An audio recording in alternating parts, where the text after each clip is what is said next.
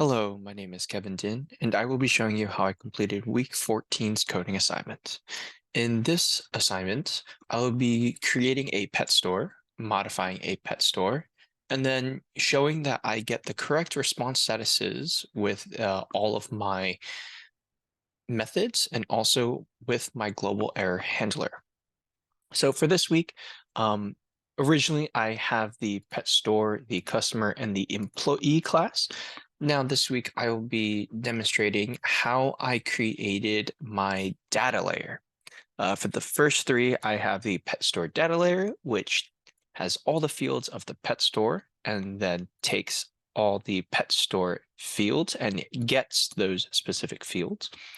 And then for the pet store customer, very likewise, same thing. I get the fields of the pet store customer, and then I get those information, get those fields from the customer class.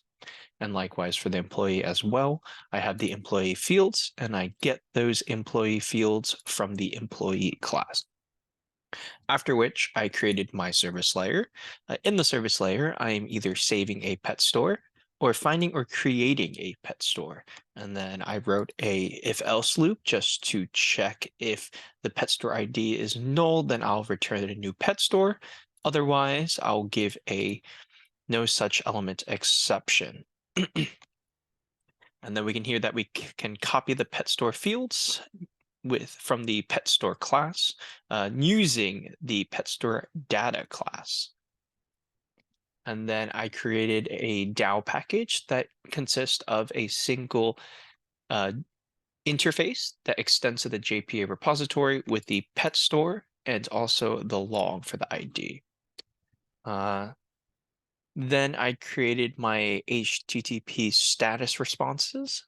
In here, I can create pet store, and then I have a created response, and then I have an update pet store, and then it will just log both of them. And then finally, I created my global error handling exception, which will handle no such element exceptions in case I cannot find the pet store with an out of bounds pet store ID.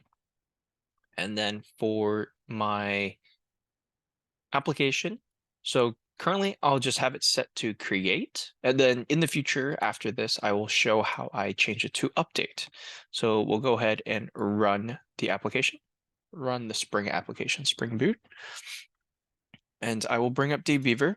This was in the previous. If I just refresh this, we have nothing in our database. And then we'll go to ARC. I have this already set with the pet store. So if I go ahead and put in this information, it's a post with two of the headers. We can see that pet store was created. And then for this case, I only use the categories here. We can see it's all set. Now I will go ahead and do a put. But before then, I want to showcase what this does. So I'll terminate this. And then I will change this to update and save this. Restart our Spring Boot application. And we can see that in dbeaver, if we refresh dbeaver, it doesn't create new tables.